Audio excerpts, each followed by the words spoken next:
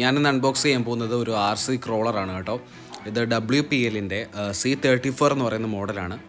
നമ്മുടെ Toyota J40 സീരീസിലുള്ള ഒരു ജീപ്പിൻ്റെ ഒരു വണ്ടിയുടെ ലുക്കൊക്കെ ഉള്ള ഒരു വണ്ടിയാണിത്. ഒരു ചെറിയൊരു RC ക്രോളറാണ്. ഇത് ഒഫീഷ്യൽ ലൈസൻസ്ഡ് കോപ്പിയൊന്നുമല്ല, എങ്കിൽ പോലും അതിൻ്റെ ഒരു എക്സാക്ട് കോപ്പിയെന്ന് നമുക്ക് പറയാം. ഒരു 1:12 സ്കെയിലാണ് വണ്ടി.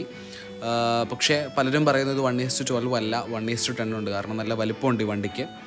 ഇത് ഞാൻ വാങ്ങിയത് WPLൻ്റെ ഒഫീഷ്യൽ വെബ്സൈറ്റിൽ നിന്നാണ്. അപ്പോൾ എനിക്ക് വണ്ടി ഇവിടെ കിട്ടാനായിട്ട് ഏകദേശം ഒരു മാസത്തോളം സമയമെടുത്തു. വണ്ടി വില 8,000 ആയിരുന്നിട്ട് കൂടി എനിക്ക് ഒരു ഏകദേശം 14,000 രൂപയോളം അടയ്ക്കേണ്ടി വന്നു. അപ്പം അത്രയും 14,000 രൂപ അടച്ചിട്ടാണ് എനിക്ക് വണ്ടി ഇവിടെ കിട്ടിയത്. പിന്നെ വണ്ടി ഒരു ഇൻ്റർനാഷണൽ കൊറിയർ ആയതുകൊണ്ട് തന്നെ അവർ നല്ല വെൽ പാക്ഡ് ആയിരുന്നു കേട്ടോ. വണ്ടിയുടെ ഒറിജിനൽ ബോക്സിന് ഒരു കംപ്ലൈൻറ്റോ കാര്യങ്ങളോ ഒന്നുമില്ല. പക്ക പാക്കേജിങ് ആയിരുന്നു. ഇതാണ് അതിൻ്റെ ഒറിജിനൽ ബോക്സ്. അപ്പം ആദ്യം ഒരു കവർ, ഒരു ലെയർ, പിന്നെ അത് കഴിഞ്ഞിട്ട് ഒരു ബോക്സ്, അതിന് ശേഷമായിരുന്നു നമ്മുടെ ഒറിജിനൽ ബോക്സ്. അപ്പോൾ ഇത്രയും നല്ല പാക്കേജിങ് ആയതുകൊണ്ട് നമുക്ക് വണ്ടിക്കൊന്നും കംപ്ലൈൻ്റ് ഒന്നും ഇല്ലാതെ നമുക്ക് കിട്ടി. പിന്നെ WPL എന്ന് പറയുന്ന ബ്രാൻഡ് ഞാൻ 2017 WPLൻ്റെ C24 എന്ന് പറയുന്ന മോഡൽ വാങ്ങിച്ച് ഉപയോഗിച്ചുകൊണ്ടിരിക്കുകയായിരുന്നു. അപ്പം ഒരു ചെറിയ അപ്ഗ്രേഡ് ആയിക്കോട്ടെ എന്നോർത്താണ് ഞാൻ ഈ C34 വാങ്ങിച്ചത്. പക്ഷേ സത്യത്തിൽ അതൊരു വലിയ അപ്ഗ്രേഡൊന്നും അല്ല.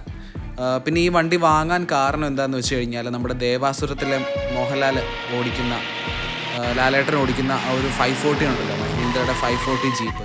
അപ്പോൾ അതിൻ്റെ ഒരു കളറും ഏകദേശം കാണാനൊക്കെ ഒരു ലുക്കിലൊരു റിസംബ്ലൻസ് ഒക്കെ ഉള്ളതുകൊണ്ടാണ് ഞാൻ ഈ ഒരു കളറും ഈ ഒരു വണ്ടിയും ചൂസ് ചെയ്തത്. ഞാൻ ഈ വണ്ടി വാങ്ങുന്ന സമയത്ത് WPLൻ്റെ ജിംനിയും പിന്നെ അതുപോലെ വേറെ 2-3 മോഡലൊക്കെ അവർ ഇറക്കിയിട്ടുണ്ടായിരുന്നു. അപ്പോൾ അതിൽ കുറച്ച് കൂടി പവർ കൂടിയ ആയിരുന്നു അതൊക്കെ.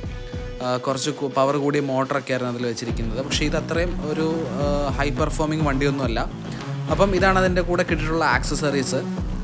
കുറച്ച് സ്റ്റിക്കറുണ്ട്, പിന്നെ അതുപോലെ കുറച്ച് അതിൻ്റെ മിററും കാര്യങ്ങളും സ്നോർക്കലൊക്കെ ഉണ്ട്. പിന്നെ ഇതാണ് അതിൻ്റെ ഒരു ചെറിയൊരു ഇൻസ്ട്രക്ഷൻ മാനുവലുണ്ട്. വണ്ടി കൊള്ളാം, വണ്ടി അത്യാവശ്യം ലുക്കാണ് കേട്ടോ. ഞാൻ പ്രതീക്ഷിച്ചതിനേക്കാളും ലുക്കായിട്ട് എനിക്ക് തോന്നിച്ചു. ഞാൻ പറഞ്ഞില്ല, നല്ല പാക്കേജിങ് ഒക്കെ ആയിരുന്നു. പിന്നെ ഇത് ഞാൻ അതിൻ്റെ ആക്സസറീസ് എല്ലാം ഫിറ്റ് ചെയ്ത്, പിന്നെ അതുപോലെ കുറച്ച് സ്റ്റിക്കർ വർക്കൊക്കെ ചെയ്ത് കുറച്ച് ലൈറ്റൊക്കെ ഞാനൊന്ന് പിടിപ്പിച്ചു. അപ്പോൾ അതിൻ്റെ ടോപ്പ് ഊരിക്കളഞ്ഞിട്ടുള്ള ഒരു ലുക്കാണിത്. അപ്പം ഞാൻ പറഞ്ഞില്ലേ, ഇതിൻ്റെ ലുക്ക് എനിക്ക് നന്നേ ഇഷ്ടപ്പെട്ടു. നല്ല ലുക്കായിട്ട് എനിക്ക് തോന്നിച്ചു കേട്ടോ. അപ്പോൾ ഇതാണ് ടോപ്പ് വെച്ചിട്ടുള്ള ലുക്കും പിന്നെ ടോപ്പ് ഇല്ലാത്ത ലുക്കും. ഞാൻ എക്സ്ട്രാ 2-3 സ്റ്റിക്കർ ഒട്ടിച്ചിട്ടുണ്ട്. പിന്നെ ഒരു നമ്പർ പ്ലേറ്റ് പോലെയൊക്കെ ഞാൻ ചുമ്മാ സെറ്റ് ചെയ്ത് ഒട്ടിച്ചിട്ടുണ്ട്. അപ്പോൾ ഇതാണ് അതിൻ്റെ റണ്ണിങ് ഒരു വീഡിയോ ഞാൻ എടുത്തിട്ടുണ്ട്. ഞാനെല്ലാം ഒരു എന്താ പറയുന്നത്, ഒത്തിരി ഒന്നും എക്സ്പെക്റ്റ് ചെയ്തല്ല ഞാൻ ഈ വണ്ടി വാങ്ങിച്ചത്. ജസ്റ്റ് എനിക്കൊരു ഹോബി എന്ന നിലയ്ക്ക്, അല്ലെങ്കിൽ ഒരു ഓടിക്കുമ്പോൾ നമുക്കൊരു സന്തോഷം വേണമല്ലോ, അത് ഈ വണ്ടി എന്തായാലും തരുന്നുണ്ട്. പിന്നെ ഞാനൊരു പക്ക ഹോബി ഗ്രേഡ് മറ്റേ വലിയ വില കൂടിയ ട്രാക്സസിൻ്റെ വണ്ടിയൊന്നും ഓടിച്ചിട്ടില്ല.